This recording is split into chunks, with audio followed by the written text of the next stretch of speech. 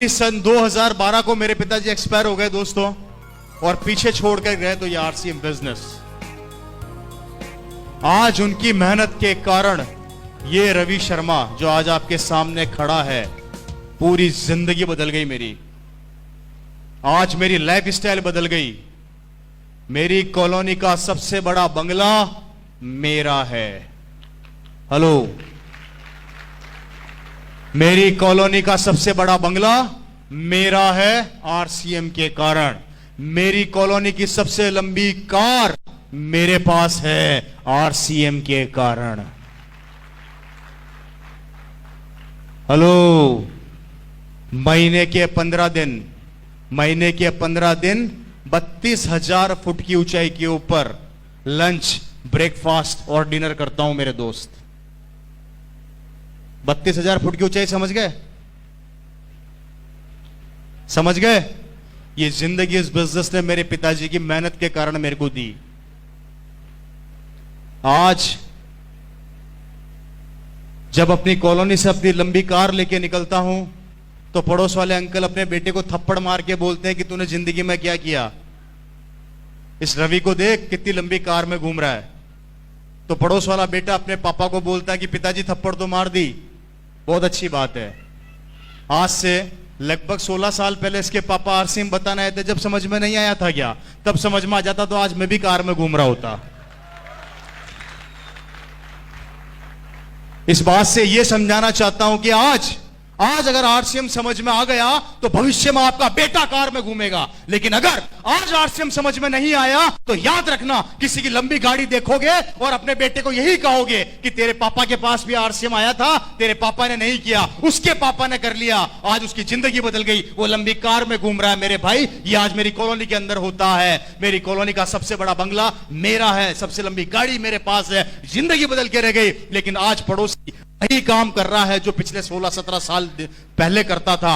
आज भी नौकरी पर जाता है और नौकरी से आता है। और हम 15 दिन काम करते हैं और 15 दिन आराम करते हैं। यह है आरसीएम बिजनेस की ताकत, जो आपकी जिंदगी को बदल के रख देती है मेरे दोस्त।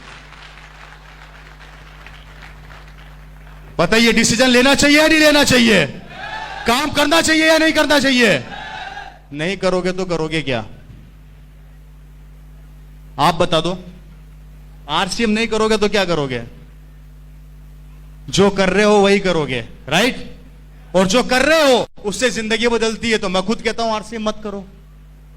लेकिन अगर उससे जिंदगी नहीं बदलती है तो मैं कहता हूं कि आरसीएम कर लो। खोने के लिए कुछ नहीं है, पाने के लिए बहुत कुछ है।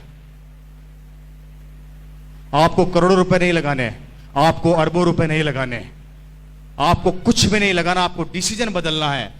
मेरे दोस्तों, बचपन से हल्दी, धनिया, मिर्ची, तेल खाते आ रहे हैं।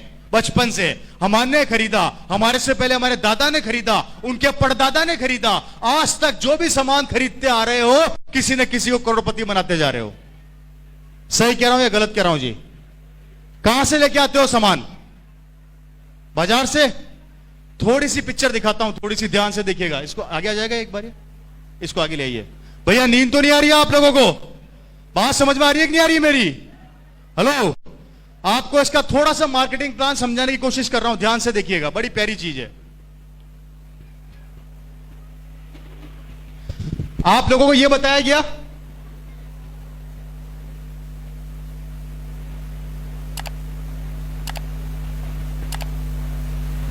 ऐसे ही बताते हैं हम लोग, यही बताते हैं जी।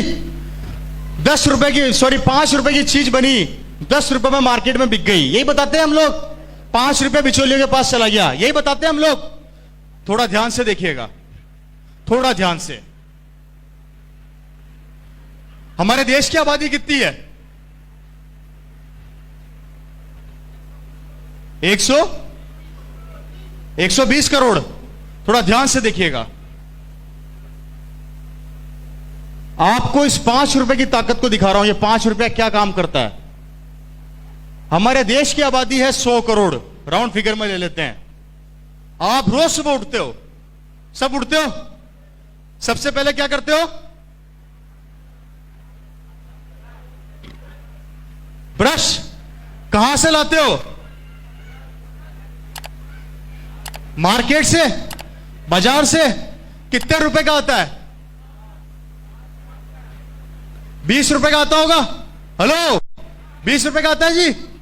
20 रुपए का ब्रश आप लोग सब रोज सुबह उठते हो और बाजार से लेके आते हो। आपने कितना रुपया ज्यादा दिया?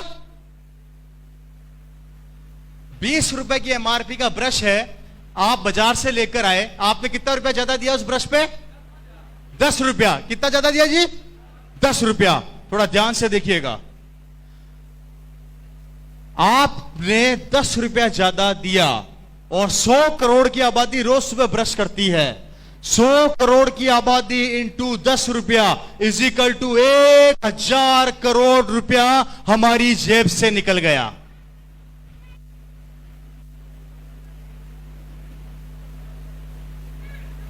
कैसा लगा? आप ब्रश खरीदा है तो उसके ऊपर क्या लगाओगे? पेस्ट। पेस्ट कहां से लेके आते हो? बाजार से। 30 रुपए का पेस्ट आता है, 15 रुपया ज्यादा दिया और वही 100 करोड़ की आबादी ने फिर ब्रश किया। 15 रुपया इजिकल टू 1500 करोड़ रुपया हमारी जेब से फिर निकल गया। कैसा लगा भाई? बात समझ में आ रही है कि नींद आ रही है भाई? है जी? आ रही है ना? कितना रुपया निकला? अब नहाते भी होंगे, साबुन कहां से लाते हो? फिर बाजार से लेके आते हो। मेरी बात को ध्यान से समझना मेरे भाई, हम सुबह से शाम तक कम से कम हजारों प्रोडक्ट बाजार से लेकर आते हैं, जिसका नतीजा देखो क्या होने वाला है। 100 करोड़ की आबादी साबुन बाजार से लेके आती है। अगर 20 रुपए का साबुन आता है तो आपने फिर 10 रुपया ज्यादा दिया, इज इक्वल टू 1000 करोड़ रुपया। इससे आगे नहीं बताऊंगा। अगर सारे दिन की कैलकुलेशन बता दी तो पागल हो जाओगे। आप सिर्फ उठे, आपने ब्रश किया, उस पे पेस्ट लगाया और नहाए, हमारी जेब से पैसा निकला लगभग 3500 करोड़ रुपया। और ये 3500 करोड़ रुपया निकल के इन बिचौलियों की जेब में चला गया, जिसका नतीजा है ये लोग बड़े बड़े बंगलों में रहते हैं, बड़ी बड़ी गाड़ियों में घूमते हैं, इनके बच्चे बड़ी बड़ी स्कूलों में पढ़ते हैं, ये लोग विदेशों की यात्रा करते हैं। गरीबी क्या होती है इन्हें नहीं पता होता। इनके बच्चे बड़ी बड़ी स्कूलों में जाते हैं, ये जिस चीज पे हाथ रखते हैं इनकी हो जाती है। और आप और मैं जो इनको ये करोड़ों रुपया देते हैं, यहीं पे पड़े पड़े सड़ते रहते हैं, मरते रहते हैं, समझौता करते रहते हैं, लोगों के आगे गिड़गिड़ाते रहते हैं, भीख मांगते रहते हैं, रिक्वेस्ट करते रहते हैं, उधार मांगते रहते हैं, लोन मांगते रहते हैं और लोन चुकाते चुकाते एक दिन भगवान को प्यारे हो जाते हैं। यह है हमारे मार्केट का कड़वा सत्य, जिसे हम नहीं समझना चाहते। कैसा लगा?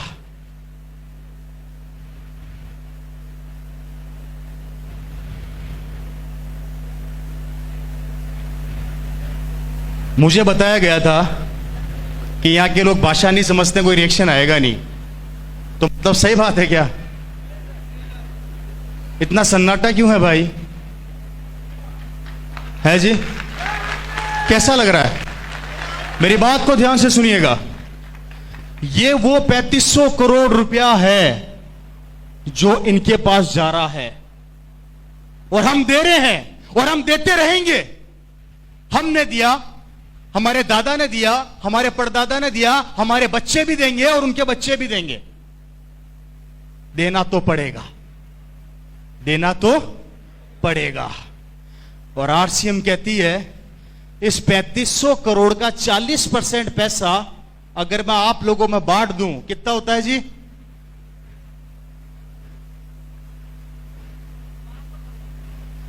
राउंड फिगर में ले लेते हैं 1200 करोड़ रुपया। ये 1200 करोड़ रुपया अगर आरसीएम हम लोगों में बांट देती है तो हमें कहा जाता है हम पागल बनाने आ गए हैं, और दुकान वालों को कहा जाता है कि वो पागल नहीं बना रहे हैं। अब दिमाग खुद लगा लो कि पागल कौन बना रहा है।